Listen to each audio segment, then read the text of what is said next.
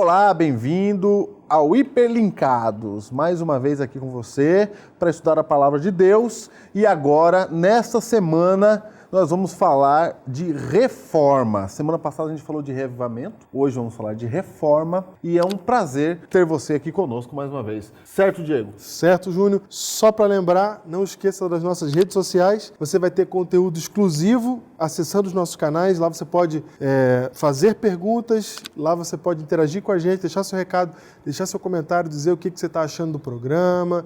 Você pode interagir com a gente por meio das redes sociais que estão aparecendo aí na tela. Participe do Hiperlinkados, se linkando com a gente você também. Vamos para o tema de hoje, então. Vamos já.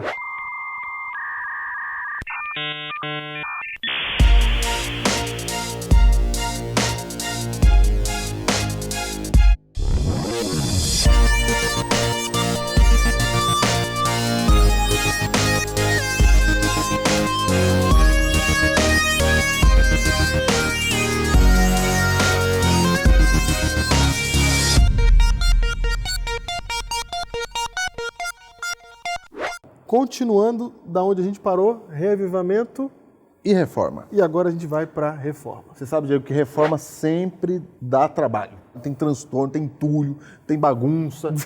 De qualquer coisa, reforma dá trabalho. Reforma dá trabalho. E quando a gente fala de reforma espiritual, também dá trabalho. E a Bíblia apresenta uma reforma espiritual também para a nossa vida. Exato.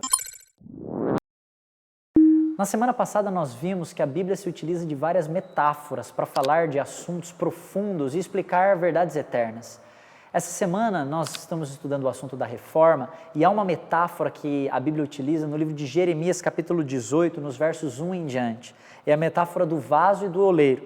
E há um verso que se destaca nessa metáfora, que é o verso 4, quando Jeremias diz assim: como o vaso que o oleiro fazia de barro se lhe estragou na mão, tornou a fazer dele outro vaso, segundo bem lhe pareceu. Esse verso é um verso que fala da experiência do vaso e do oleiro. O oleiro é aquele que tem o vaso nas mãos estragado, quebrado, mas dá para ele uma nova oportunidade ao refazê-lo. O interessante e o curioso nesse verso é que a expressão usada para refazer ou para remoldar é a mesma expressão usada em Jeremias capítulo 1 ao falar da experiência de Jeremias no ventre da sua mãe. Quando Deus diz que já conhecia Jeremias e que formou ele no ventre da sua mãe, essa é a mesma expressão usada para o oleiro que refaz o vaso. Ou seja, o mesmo poder de Deus que deu uma vida para Jeremias é o poder que está à disposição do povo para recriá-lo, para pegá-lo estragado e destruído e para fazer nele uma obra de reforma. Quando a gente fala de reforma espiritual, é muito fácil a gente imaginar, na verdade, uma restauração predial. Eu tenho um prédio, uma casa, e eu preciso fazer uma reforma nela. O que isso quer dizer? Isso normalmente quer dizer mudar a estrutura da casa, mudar composições, mudar muitas coisas ali. É bem diferente de uma restauração predial. Vamos supor que você tem um prédio antigo, ou então mesmo um prédio que você quer deixar ele mais novinho. Sei. Aí você faz uma restauração. Muita gente confunde reforma com restauração. Restauração é quando tem uma coisa antiga que eu quero que ela continue com a aparência de antiga. Isso. Mas melhor. Exatamente. No entanto, reforma é mudar a estrutura. Reforma é uma transformação radical. E isso a gente vê claramente nesse texto. Porque aqui nós estamos vendo uma situação em que Deus está querendo reformar o seu povo. E é engraçado que enquanto o oleiro está mexendo ali, o vaso se estraga na mão do oleiro. E olha o detalhe, hein?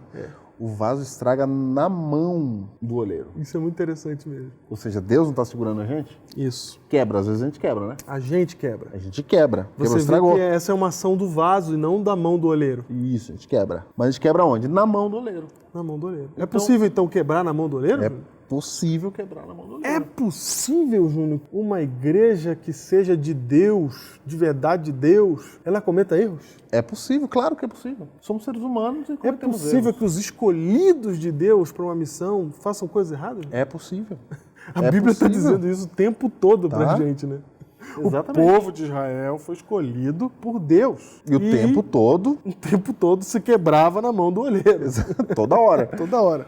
Não foi uma vez. Dessa vez aqui de Jeremias, o interessante é você ver que ele faz um outro vaso daquele que havia se quebrado. Isso é reforma. Ele não pega o vaso que se quebrou e conserta. Ele faz um outro vaso. E o pastor Charles bem colocou pra gente o poder de criação de Deus atuando exatamente para refazer.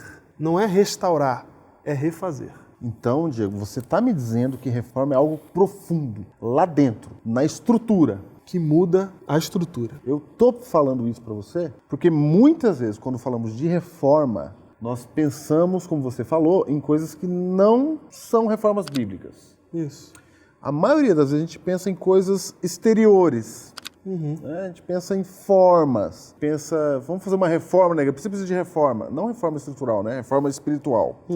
Precisa de uma reforma na igreja. A gente pensa em mudar algumas coisas que a gente enxerga. Né? O vestuário, alguma coisa. A gente sempre pensa em termos de aparência. A gente vai falar de reforma, normalmente, no contexto cristão, a gente começa a citar coisas que são exteriores. E a gente fala, não, isso daí é um exemplo de como nós devemos nos reformar. No entanto, o que o texto bíblico mostra pra gente aqui em Jeremias, e a gente vai ver isso em outros contextos da Bíblia, a reforma ela tem que ser muito mais dramática do que simplesmente uma aceitação exterior. Como, por exemplo, a gente vê isso lá em Mateus, quando Jesus fala aos fariseus a maneira como eles convertiam pessoas. Ah, não, eu quero ler esse texto aí. Vamos ler esse texto. Eu quero ler esse texto. Esse texto é importante. Mateus 23, verso 15 e depois verso 23 em diante. Olha que coisa impressionante, a gente vai poder notar aí. Deus está fazendo uma repreensão aqui aos líderes da igreja da época dele. Ai de vós, escribas e fariseus, hipócritas, falsos, porque rodeais o mar e a terra para fazer um prosélito ou um novo convertido. E uma vez feito, o tornais filho do inferno 2 vezes mais do que vós. Então perceba que eles estão trabalhando. Sim. Estão convertendo. Estão trabalhando, estão dando estudo bíblico, estão pregando o evangelho. Isso. Mas Jesus está falando assim, ó, vocês estão pregando evangelho, mas vocês estão trazendo gente que nem vocês. Isso. Detalhe, vamos lembrar aqui, Júnior, uma das coisas que Jesus falou que os fariseus eram sepulcros caiados. Lembra disso? Sim. Que por fora tá bonitinho, tá arrumadinho, né? Parece reformado. Sim. Mas lá dentro tá tudo podre, tudo morto. E é nesse contexto que ele fala assim, vocês rodam o céu e a terra, vocês dão a volta para fazer gente igual a vocês. Igual a eles. Por fora, bela viola. Por dentro, pão bolorento. É, e olha só, o verso 23 diz assim, ai de vós, escribas e fariseus, hipócritas, porque dais o dízimo da hortelã, do endro e do cominho e tendes negligenciado os preceitos mais importantes da lei. Agora vai falar, ó, quais são os preceitos mais importantes da lei? Quais são? A justiça, a misericórdia e a fé. Então, o que adianta eu ter tudo que os fariseus tinham, ou seja, uma religião certinha que se preocupa com tudo, se preocupa com lavar a mão antes de comer, se preocupa com todos os rituais e liturgias, está preocupada com tudo que a forma da religião tem para oferecer, a parte exterior, a parte aparente, Sim. mas não está preocupado em, lá dentro, ter justiça, misericórdia e fé. Olha, é isso mesmo. Verso 24, guia cegos, que quais o mosquito engolis um camelo. Ainda está nesse contexto esse verso? Tá, rapaz, tá nesse contexto. Coais o mosquito e engolis o camelo. É, você falar isso aqui, ó. Essa coisa pequena você não deixa passar de jeito nenhum. Não, isso aí não pode passar. Mas o camelo, que é a misericórdia, o amor, isso aí você não tá enxergando. Exatamente. Isso aí você não tá vendo. Ó, Eu não me preocupo em perdoar, mas eu me preocupo em estar ali com a roupa certa. opa, exatamente. Ai de vós, escribas e fariseus hipócritas, porque limpais o exterior do copo e do prato, mas esses por dentro estão cheios de rapina e intemperança. Fariseu cego, limpa primeiro o interior do copo, para que também o seu exterior fique limpo. Aqui Jesus fala o seguinte, começa pelo interior. Sim. A reforma espiritual começa por dentro, começa no interior, por dentro. Isso aqui é muito importante. Muito. A gente é muito bom em reformar o exterior. Quando eu falo a gente, eu estou falando muita gente. Né? Não é todo mundo, claro, mas a reforma que Deus quer, ela começa lá dentro. E dentro a gente não quer mexer, Diego. É verdade. Dentro é mais difícil de mexer. Fora é mais fácil. Porque aí eu não preciso Fora é ser, mais fácil. eu só preciso parecer. Isso, exatamente.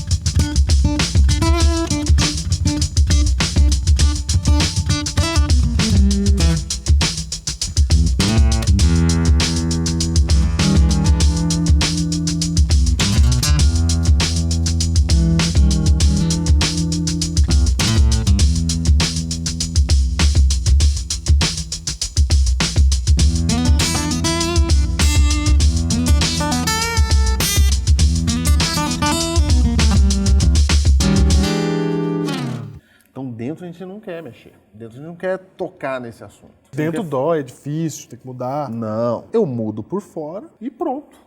Vou na igreja, quando olharem pra mim vão dizer assim, ó, é cristão, tá tudo Porque resolvido. vai na igreja. Porque vou na igreja, porque tô parecido com cristão. Se identifica, Meu comportamento é de visualmente. cristão.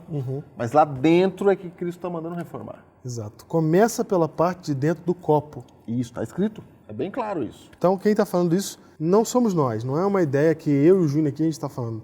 Cristo é que está dizendo isso para os fariseus, gente preocupada com as coisas exteriores, com as regras, com as liturgias, com as formas. Ele está falando para eles, vocês estão ajeitando a parte de fora, mas a parte de dentro, a parte principal está intocada. Vocês têm que começar pela parte de dentro. Tem que parar de coar mosquito e engolir camelo. Exatamente. Dando exemplos aqui, Júnior, clássicos da história do cristianismo, gente que não conseguiu entrar na igreja porque alguém achou que a pessoa estava com a roupa indevida para entrar na igreja. O que essa situação remete? Coar mosquito. Engoliu o camelo. E engoliu o camelo. Porque Foco você no está exterior. perdendo uma vida, você está deixando de levar uma pessoa a Cristo porque você está coando mosquito. Exatamente. E você sabe que se a gente apertar como pastor uma igreja, fica todo mundo ali com a aparência correta. Não fica? Fica. Se eu apertar, né? Sim. Aperta a igreja, eu quero todo mundo com a aparência correta. Eles vão ficar com a aparência correta, mas lá dentro a gente não vai ver o mal que está dentro. A gente vai ver sim, porque vai ter problema de união nessa igreja. Então, porque tem eles vão isso. falar mal um do outro, vai ter crítica, Não, mas vai eu ter um digo, monte de coisa. quem enxerga, quem olhar, Ah, sim. quem olhar e falar, olha só, tá todo mundo correto. Quem só olhar assim, né? É. Exatamente. Entendi. Tem um outro ponto de reforma, Diego, que você citou a casa aí no começo, reforma da casa. Tem gente que entende reforma como retorno ao passado. Restauração. Ou seja, vamos reformar a casa, então você vai num lugar que tem cemitério de azulejo, Sim. para colocar o mesmo azulejo que tinha da época lá. Isso. Isso é restauração, não é reforma. Isso. Não é? A reforma não é retorno ao passado. A reforma é retorno à Bíblia. Se você pegar a igreja de Laodiceia, por exemplo, lá em Apocalipse capítulo 3, verso 14 em diante, você vai notar que Deus está repreendendo aquela igreja e Deus está dizendo assim, ó, vocês pensam que tem tudo. Que são ricos e abastados e não tem falta de nada. Pois dizes, sois ricos e abastados e não tem falta de nada, mas não sabem que são miseráveis, pobres, cegos e nus. Então qual era o problema da igreja lá em Laodiceia? O problema é que eles achavam que estava tudo correto, né? Achavam que estava indo bem. Há caminhos que ao homem parece direito, mas no fim dá em caminhos de morte. Muito perigoso quando você acha que está tudo certo. Parece correto. Eles achavam que estava correto, mas Jesus falou assim, vocês não estão conseguindo enxergar a situação de vocês. E outra coisa, Júnior, a revelação é progressiva. Então, aos poucos, a gente vai aprendendo cada vez mais. A gente sabe que a reforma não acabou ainda. A gente sabe que até a volta de Cristo nós vamos aprender coisas novas da palavra de Deus. Então, o retrocesso é nada mais do que isso mesmo. Voltar a um estado anterior é perder o crescimento da igreja. Porque a igreja ela tem que crescer até a perfeita varonilidade de Cristo. Então, ela vai, até a volta de Jesus, ela está crescendo. Se eu volto a um estado anterior, eu estou regredindo. Que é aquela ideia de que o passado sempre foi melhor. Exatamente. Claro que o passado tem coisas que hoje não tem, que a gente precisa recuperar. Mas não se trata de restaurar o estado anterior. Ok. Então a Bíblia está dizendo o seguinte, vai reformar a vida espiritual sua e da igreja, você precisa retornar à Bíblia. Isso. Para quebrar nas mãos do Senhor e fazer de novo. O que tem que quebrar? Onde que tem que limpar? Onde que tem que limpar? A parte de dentro. Para eu saber onde que está isso, eu tenho que ir, né? Na Bíblia. Eu tenho que ir na Bíblia. Exatamente. A gente acabou de ver na Bíblia o que Cristo fala a respeito desse assunto. A verdadeira reforma de vida não ocorre simplesmente por meio do esforço próprio e pessoal. É óbvio que o esforço é importante, mas não devemos nos esquecermos, meus irmãos, que até mesmo os nossos esforços são pecaminosos, porque muitas vezes nos esforçamos pelos motivos errados. A verdadeira reforma na vida ocorre pelo estudo da Bíblia. Falar em reforma sem estudo da Bíblia é perder tempo. Não existe reforma sem o poder transformador das Escrituras. E eu queria deixar um texto para vocês que é Atos 2:42, que mostra como viviam os convertidos que haviam aceitado a mensagem de salvação depois que o Espírito Santo desceu na festa do Pentecostes em Atos 2. No verso 42 diz assim: e perseveravam na doutrina dos apóstolos e na comunhão, no partir do pão e nas orações. Veja, além da oração e do partir do pão, ou seja, do relacionamento entre os irmãos, eles perseveravam na doutrina dos apóstolos. Por isso, se nós quisermos uma reforma, nós temos que parar com essa história de que diz o seguinte: eu vou ler este livro aqui porque ele fala que Jesus é o meu amiguinho. Jesus é nosso melhor amigo. Mas se você não estudar as doutrinas de Jesus, você não vai entender o caráter e a personalidade do seu melhor amigo. Temos que parar, irmãos, de focalizar só livros existencialistas. Temos que estudar a Bíblia com seriedade para conhecermos verdades bíblicas profundas que, além de transformar o nosso intelecto, vão moldar o nosso coração. Não existe separação entre Cristo e suas doutrinas, porque as doutrinas nos ensinam a nos relacionarmos melhor com Cristo. E do mesmo modo, não existe reforma sem estudo da Bíblia. Enquanto brincarmos de estudar a Bíblia, não existirá reforma alguma. Então vamos ver como é que essa reforma acontece, Diego. A gente acabou de falar como é que não acontece. Então como é que acontece a reforma? Nossa, gente, tem um texto na Bíblia que eu acho que todo cristão sabe esse texto, que está em Oséias, capítulo 4, versículo 6. E o texto diz assim, o meu povo perece por falta de conhecimento. Ou seja, as pessoas estão se perdendo. Não tem Bíblia. Porque não tem doutrina, não tem estudo de Cristo, não tem Bíblia. A gente interpreta exatamente assim. A gente diz assim, viu? Não tem o conhecimento, não sabe da profecia, não fez os estudos bíblicos, não tem conhecimento. Tem gente, inclusive, que usa esse texto para dizer que o povo de Deus não está muito ligado às coisas da ciência, né? Sim. Não tem, falta conhecimento, o povo de Deus, por isso que ele está perecendo.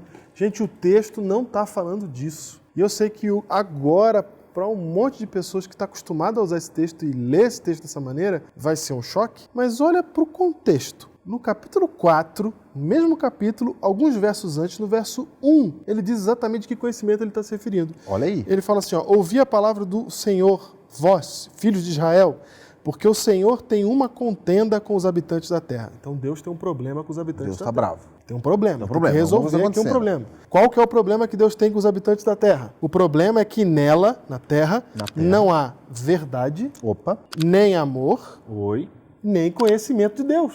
Que conhecimento? De Deus. Então, o povo perece porque falta qual conhecimento, Júnior? O de Deus. O conhecimento de Deus. Então não é que perece porque não estuda, assim, na escola. Não é porque não estuda. É bom estar na escola. E nem estamos dizendo também que não é para estudar a Bíblia. Sim. Nós só estamos dizendo que esse texto não está falando de perecer por falta de conhecimento. Ou seja, tem gente que conhece a Bíblia, mas não tem esse conhecimento aí. Claro, tem um monte de gente. Ou seja, esse conhecimento então não é saber texto bíblico de cor. Vou dar um exemplo. Eu sou pastor há 7 anos, quase 8. Estudei, antes disso, 4 anos de teologia. Então, eu tenho muito tempo estudando a Bíblia, certo? E, no entanto, eu posso encontrar um irmão analfabeto que conhece a Deus mais do que eu. Olha aí, eu posso conhecer a Bíblia melhor do que ele. Eu sei hebraico, grego, essas coisas que a gente aprende em teológico. Sim. Aí eu posso dizer que eu sei todas essas coisas, eu tenho esse conhecimento. Mas um irmão, que às vezes é analfabeto, tem mais conhecimento de Deus do que eu. Muito facilmente isso pode acontecer. Então, olha só, o conhecimento não é assim quantos textos bíblicos você sabe de cor, responder quais são os nomes dos 12 apóstolos. Sabe? Isso aí. Quais são os nomes dos 12 apóstolos? Isso não é conhecimento de Deus. Não é conhecimento de Deus. Não é? E saber coisas sobre Deus não indica necessariamente que você conhece a Deus. Isso. Você sabe coisas sobre Ele, qual é o nome da mãe dele, qual é o nome dos apóstolos dele, Isso. que dia que morreu, que dia que nasceu, onde viveu. Nomes difíceis da Bíblia. Nomes difíceis, ordem dos livros da Bíblia certinho. Tudo isso você pode saber. Pode saber, mas isso não indica necessariamente que você conhece a Deus. Exatamente. Por que esse conhecimento de Deus é uma informação específica? Porque a própria Bíblia explica isso pra gente. Em 1 João 4:8, aí o povo sabe de cor. Que todo mundo sabe de cor, diz: aquele que não ama não conhece a Deus. Aí liga tudo, hein? Os fariseus lá, o que faltava para eles? Faltava misericórdia. Faltava amor. Faltava justiça. E a contenda que Deus tem com a terra, as mesmas coisas. Falta verdade e falta amor, que é o conhecimento de Deus. É o conhecimento de Deus. Aquele que não ama não conhece a Deus. Pronto. Então eu posso saber várias coisas da Bíblia. Se eu não amo... não conhece a Deus. Opa! Por isso que quando alguém tem um filho e vira pai, começa a falar que começa a entender Deus melhor. Porque o que está trazendo esse conhecimento? É o amor que ele tem pelo filho dele. Então, quando você ama, você passa a conhecer a Deus, porque essa é a sua essência, é isso que ele faz, é isso que ele é. E a gente começa, então, a ter a imagem e semelhança de Deus, porque a gente agora sabe como ele é e começa a se espelhar nele. E aí, de dentro para fora, começa a acontecer uma transformação. Veja, se eu amo e eu encontro alguém na igreja que está com a roupa diferente daquela que eu acho que deveria ser apropriada, o meu tratamento para essa pessoa é diferente, porque eu a amo. Exato. Né? Agora, se eu não amo... Aí, né? Onde está o foco? Onde é que eu estou olhando? Onde é que eu estou mirando? Então, se eu amo, eu estou vendo alguma coisa na igreja que um jovem está fazendo que eu não queria que fizesse. Eu acho que não deveria fazer. Mas esse jovem está fazendo lá e você entendeu que está errado. O amor vem primeiro. O jeito de tratar isso vem primeiro. Você, jovem, é a mesma coisa. Você está querendo fazer uma coisa aí que tem algum irmão aí que não queria que você fizesse. Isso. Se você ama esse irmão, você vai colocar isso... Você vai cuidar disso de uma maneira muito melhor. Isso. Isso é reforma. Isso é reforma. Porque, do contrário, a gente se torna, assim, revolucionários, né? A gente não está reformando. A gente quer a igreja do nosso jeito. A gente começa a lutar pela igreja do meu jeito. E na hora que do a gente meu gosto. Começa a entender que é esse amor que faz o conhecimento de Deus, que transforma as nossas vidas, que nos dá o principal, que faz a gente parar de coar mosquito e engolir camelo. Quando a gente tem esse amor, Júnior, aí as coisas ficam mais claras, porque a mudança é estrutural. Se eu transformei a questão do amor, todo o resto vai mudar. Até, inclusive, meu jeito de se vestir. Sim, aí funciona do jeito certo. Porque aí eu vou fazer as coisas pensando no outro, no impacto que eu vou ter na vida do outro, no amor que eu tenho por ele. Então, as nossas ações práticas, inclusive a nossa aparência, a nossa parte exterior, vai se transformar no momento em que aqui dentro acontecer uma reforma, uma transformação completa e radical. Interessante você falar isso aí, porque tem um texto de uma escritora nossa, chamada Ellen White, que fala exatamente o que você está falando aí. O texto está no livro Orientação da Criança, página 428, 429. Olha só o que diz esse texto. Não há necessidade de fazer do assunto do vestuário o ponto principal de vossa religião. Há algo mais valioso de que falar. Falai em Cristo, e quando o coração estiver convertido, tudo que não está em harmonia com a palavra de Deus será banido. Não é a vossa roupa que vos torna valiosa aos olhos do Senhor, é o adorno interior, são as graças do Espírito, a palavra bondosa, a atenciosa consideração para com os outros que Deus aprecia. Diego, você nota aí esse texto, cara? É exatamente o que a gente está dizendo. Está falando assim, ó, não fala da roupa, fala de Cristo. Isso. Não mexe no exterior, mexe no que está dentro. Exato. Se você mexer no que está dentro, você resolve o que está fora. Resolve o que está fora. E o que está dentro é mais difícil. É o amor, a bondade, o trato, o jeito que eu olho para o outro. Isso é o cristianismo. Não é? A Bíblia diz, nisto conhecerão que sois meus discípulos, se amardes uns aos outros. Esse é o sinal que deveria nos identificar como cristão. A marca que a gente deveria ter. E se for para restaurar alguma coisa, não é restaurar um estado anterior da igreja, mas restaurar a imagem e semelhança de Deus. Exatamente. É ser igual, é ser parecido com Deus, porque conhece Ele, porque ama como Ele ama. Então, o amor vem em primeiro lugar. Então, se a igreja está baseada no amor, é uma igreja mais leve, uma igreja mais... É melhor de viver nessa igreja. Tem erros nessa igreja, vai ter problemas nessa igreja, mas o trato, o jeito que as pessoas vão lidar com esses problemas é de uma maneira amorosa. É isso que Deus quer que seja reformado. A gente precisa de uma igreja onde as pessoas queiram estar lá, onde a pessoa se sinta bem lá. Onde ela entre lá do jeito que ela está ali e ela é transformada de dentro para fora por Cristo, a semelhança de Cristo, para ficar mais parecida com Ele. E o interessante é que quando a gente fala só das coisas exteriores e elas têm o seu lugar e o seu papel, deixar isso aqui bem claro, quando a gente fala só das coisas exteriores, a gente tira de foco aquilo que é o principal, que é mudar aqui dentro. Exatamente. Então é até plano de Satanás que a gente fique focado nas coisas exteriores, porque a gente vai dar valor ao que não tem que ser dado valor. E deixa de dar valor ao que importa. Então você fala assim, olha, eu não consigo perdoar, tudo bem, né? Não saber perdoar, tá tudo bem. Né? Eu não consigo perdoar. Isso aí... A culpa foi dele. Né? Puxa vida, isso aí não tem como resolver. Eu acabo pensando só em mim, coloco os meus interesses em primeiro lugar, isso aí tudo pode. Aí eu não posso, e aí cria uma regrinha, um negocinho lá, que é exterior, que não tem nada a ver com o coração convertido, com alguém que conhece a Deus e quer ser a sua imagem e semelhança. E muitas vezes esse detalhe que você está falando, ele não é nem bíblico. E muitas vezes não é Muitas nem bíblico. vezes. Muitas vezes. Que eu já vi briga em igreja por posição de púlpito. Exato. Onde vai ficar? Se é mais pro canto, se é mais para lá, não pode mexer. Exato. Não tá em lugar nenhum. Não tem lugar nenhum. Você não vai encontrar a posição de púlpito aqui. Não tá, e a gente fica lutando por isso. Então, Diego, reforma é exatamente isso. Começa lá dentro e ela vai refletir do lado de fora e ela vai refletir de forma leve, tranquila, se você realmente começar a amar como Cristo amou. O que a gente quer é uma mudança de essência, de estrutura, e não uma mudança apenas aparente, não uma que está preocupada só em parecer, em ter as coisas ajeitadas para que seja uma religião que se parece com aquilo que Deus quer, de acordo com o nosso entendimento. A gente quer uma mudança de essência, de gente que realmente vive a verdadeira piedade, que é amor no coração de verdade.